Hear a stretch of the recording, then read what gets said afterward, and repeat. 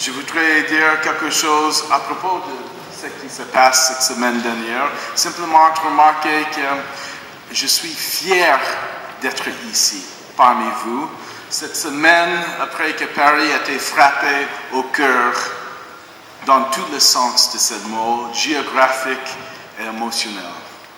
Et je pense que le fait que nous sommes ici est un témoignage que la religion peut être pas simplement une source de problèmes, mais aussi une source de solution, de paix dans ce monde.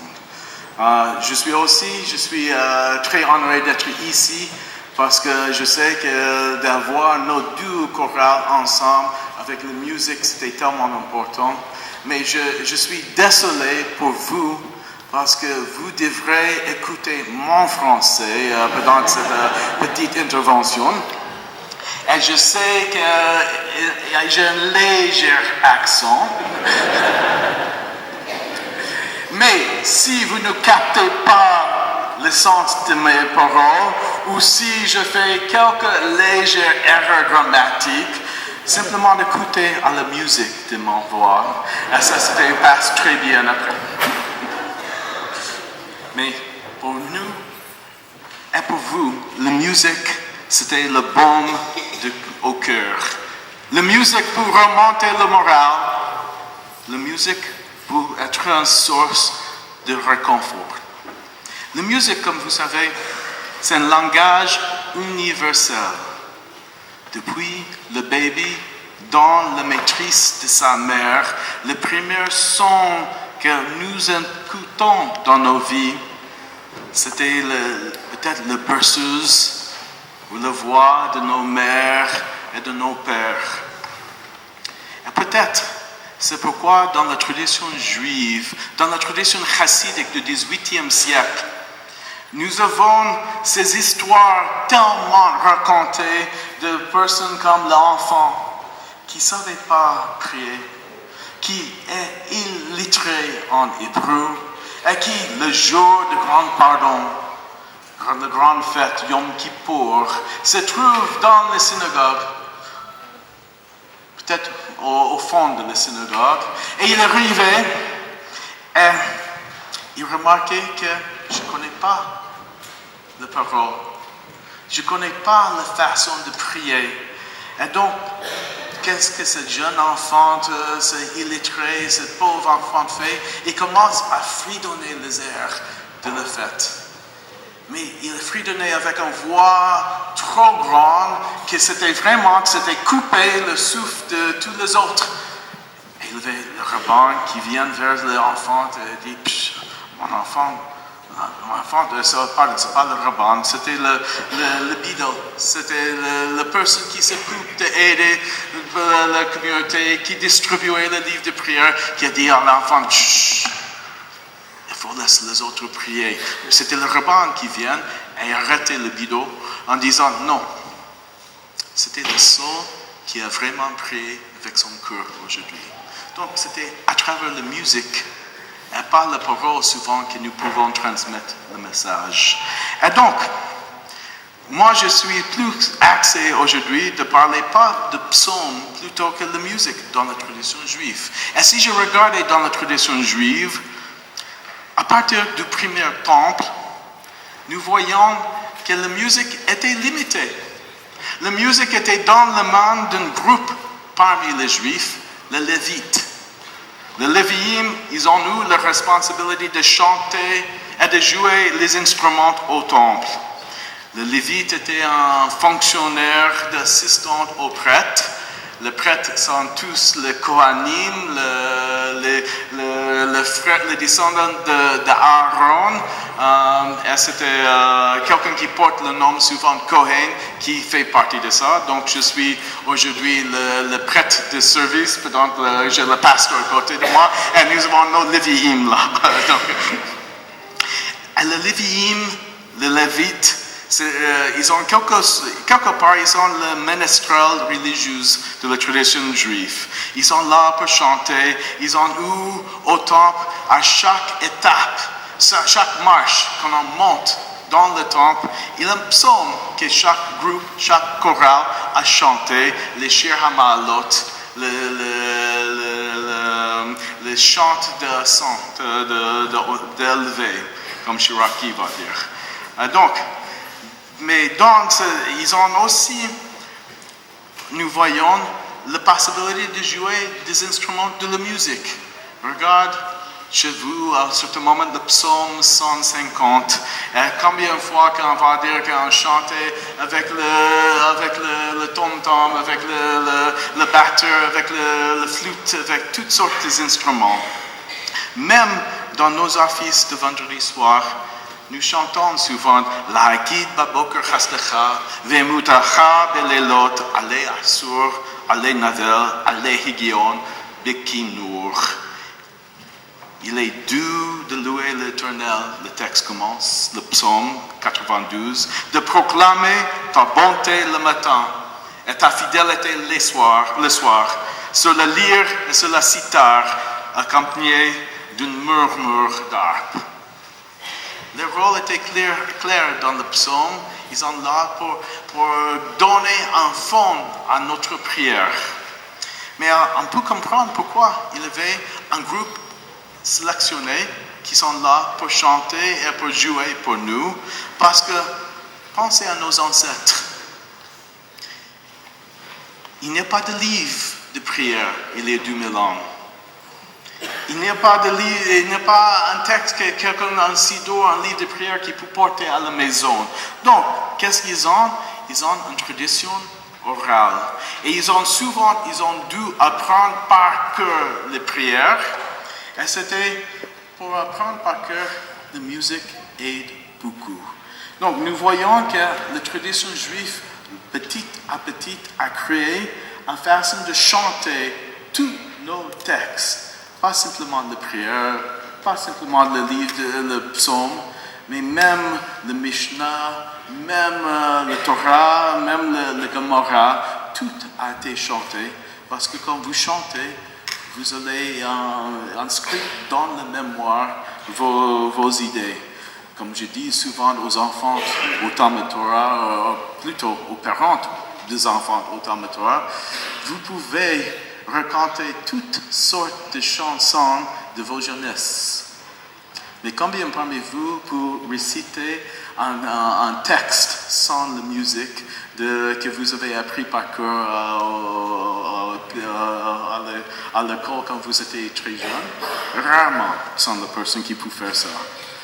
Et dans cette même idée, vous savez, ou peut-être pas, que dans le Torah, les 5 livres de Moïse, le rouleau de la loi dans notre synagogue, il n'y a pas de ponctuation. Il n'y a pas de voyelle. Parce que la langue hébraïque n'a pas besoin de la voyelle pour avoir le sens du mot. Mais quand même, nous n'avons pas les chapitres ni les versets. Donc, comment on peut distinguer la fin d'un verset ou l'autre? La tradition a créé toutes sortes de façons, parmi lesquelles la cantillation de la Torah, on appelle en hébreu le ta'amim. Le ta'amim, littéralement ta'am, ça veut dire le goût. C'était quelque chose, la musique donne le goût. Et donc, nous chantons au lieu de dire Breshit bara Elohim et hashamayim et haaretz. Au commencement, Dieu a créé la terre, etc. Nous chantons toujours Reshit bara Elohim et hashamayim et haaretz. Et chaque fois que nous avons un certain son comme la la la, tout le monde sait c'est la fin du verset. Donc la musique donne l'avantage, donne un sens à nos mots. Même de temps en temps, la musique est dramatique. Par exemple, il est 4 fois dans la Torah, il a une façon de chanter. Nous avons les signes printés dans nos livres aujourd'hui à côté, mais pas dans la Torah, que chaque fois que la personne dans la Torah doit se confronter dans un moment grave dans sa vie, où ils ne savent pas qu'est-ce qu'il va faire. Nous avons une note qui s'apprête à ce moment-là. La première fois, c'était bientôt dans notre synagogue quand nous lisons l'histoire de Joseph. Et le pauvre Joseph qui, dans le parasha, le péricope de la semaine prochaine, sera vendu en Égypte par ses frères. Il se trouvait dans la maison de Potiphar. Et l'homme Potiphar qui travaille pour l'administration et n'était pas souvent dans la maison, sa femme a remarqué le jeune homme Joseph, 17 ans, beau, grand, et libre d'être là. Elle propose cette phrase qu'un groupe de rock ABBA a utilisée, « Voulez-vous coucher avec moi ce soir ?» avec Joseph. Et juste avant que Joseph décide de quitter la pièce, elle dit non. Nous avons cette note qui s'apprête, qui est l'hésitation, qui va la la la la la la la la la la la la la la la la la. La musique devient dramatique et donne la possibilité de savoir est-ce qu'il va dire oui ou non. Elle ne sait pas jusqu'à le prochain mot. Et la musique donne une esthétique. Mais qu'est-ce qui arrivait dans la communauté juive? Nous avons un problème. Avec la destruction du 12e temple, nous avons deux problèmes qui s'installent dans la communauté juive. Et c'était quelque chose que vous pouvez remarquer parmi vos amis qui se trouvent dans une communauté classique, consistoriale. Je représente une communauté libérale. Mais dans une communauté consistoriale, ils ont dit, avec la destruction du temple, déjà nous avons un problème halachique. Halachique, ça veut dire un problème légal. Donc la première question, c'était plutôt technique. La première question, c'était, est-ce que nous pouvons jouer les instruments de musique pendant le Shabbat? Nous avons vu dans le psaume, oui. Mais nous avons un problème. Le problème, c'était, qu'est-ce qui arrivait si, avec les guitares qu'on jouait, que le corde casse? Avons-nous le droit de réparer les instruments pendant le Shabbat? Et donc, ils ont dit non, parce que c'était le travail pour nous pendant le Shabbat. Nous avons plusieurs catégories de travail qui sont interdites pendant le Shabbat dans la communauté juive. Tous sont liés avec les histoires de la construction du tabernacle. Et donc, nous allons voir cette catégorie et nous avons prolongé cette catégorie dans nos vies pour dire qu'il y avait... Donc, le travail n'est pas nécessairement le travail que nous pensons aujourd'hui. Parmi lesquels la réparation d'un instrument, c'est un travail, donc interdite. Donc, deuxième problème, c'était plus proche de notre optique. C'était dans le Talmud Bavli, Gittin. Le texte dit, nous sommes en deuil pour la destruction du temple. Donc, les phrases qui disent, nous n'avons plus le droit d'avoir la musique. Première réaction. Dans le Talmud, déjà, est-ce que ça veut dire qu'on ne peut pas utiliser la musique tout le temps? Ou qu'en Shabbat, pendant le Shabbat, elle est faite? Et donc, il y avait toute une discussion où, en fin de compte, ils ont décidé, pendant la semaine, nous ne sommes pas en deuil, mais Shabbat, elle est faite, il faut remarquer que le temple n'existe plus. Et donc, il n'y a plus des instruments dans les synagogues à partir de cette discussion vers le XIIe siècle de notre ère.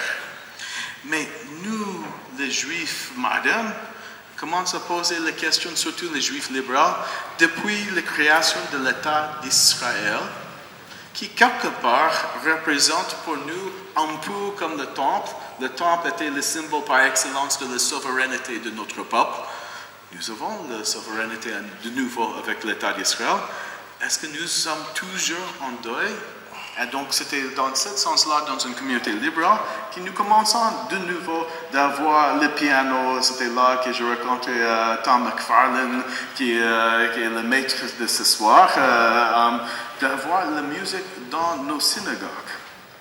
Et la dernière raison, ça devient un problème pour les Juifs.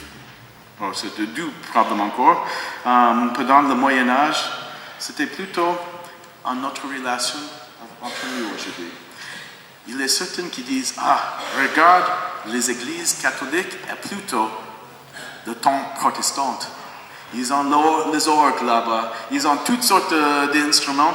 Et pour ne pas faire Chukat Goyim, pour ne pas imiter le non-juif, nous allons continuer l'interdiction de ne pas avoir la musique dans les synagogues. Parce qu'on ne veut pas être comme vous. Oui, je suis tout à fait d'accord.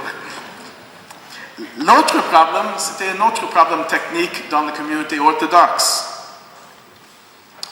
Vous avez remarqué que ce chorale là-bas qui a bien chanté Hine Matovu Manai, ils ont un chorale mixte. Dans la communauté juive orthodoxe classique, ils ont eu un problème avec ce que nous appelons Kol Isha, la voix d'une femme. Quel est le problème? Donc, pour dire cela dans une façon très franche et directe, la tradition orthodoxe, ce n'est pas toute la tradition, mais la tradition orthodoxe pense que la voix d'une femme était tellement jolie, était tellement érotique, que les hommes ne pouvaient pas se maîtriser. Et donc, pour éviter ce problème-là, on n'accepte pas que la femme chante devant les hommes.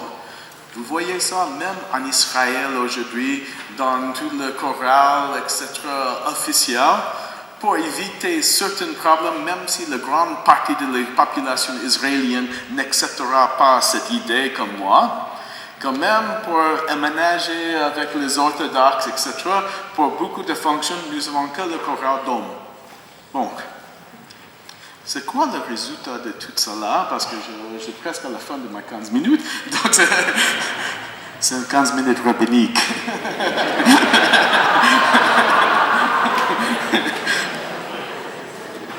Nous avons créé dans la communauté une personne qui s'appelle le Chazan, le maître de chant, qui est là pour nous aider de chanter, de parler avec ce langage. Nous avons utilisé plein de psaumes que le pasteur va parler de l'usage dans votre tradition, qui pour nous était la base de notre tradition.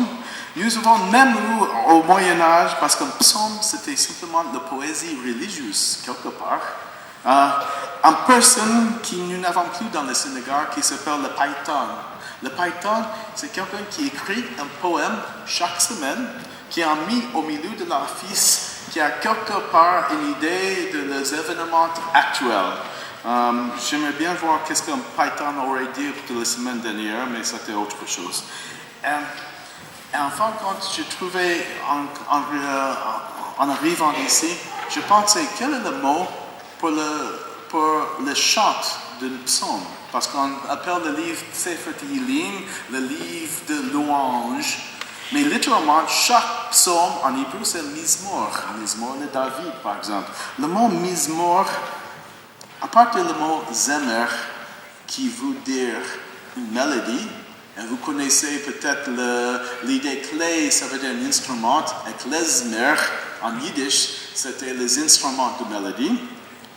Mais une autre chose, Zemer aussi, c'était de tailler un arbre.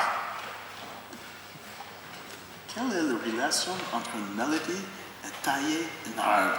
Je pensais en route ici, et peut-être c'était que dans la musique que nous allons écouter aujourd'hui, dans nos vies, les sons sont importants, mais la véritable musique, c'était aussi le silence entre chaque note, n'est-ce pas? Et donc, comme un arbre, de temps en temps, il faut qu'on taille pour laisser grandir. Et donc, avec cette idée-là, je vais laisser mon place dans le silence pour continuer cette journée aussi. Merci.